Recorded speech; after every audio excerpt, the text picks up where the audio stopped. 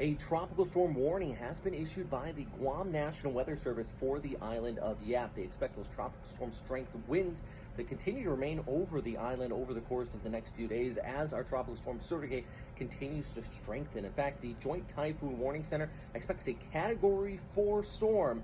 That's the equivalent on the Safford-Simpson scale towards the east of the Philippines as we go ahead in the latter part of this week. So the east coast of the Philippines still needs to watch this very closely. I'm going to include links on what you can expect down below.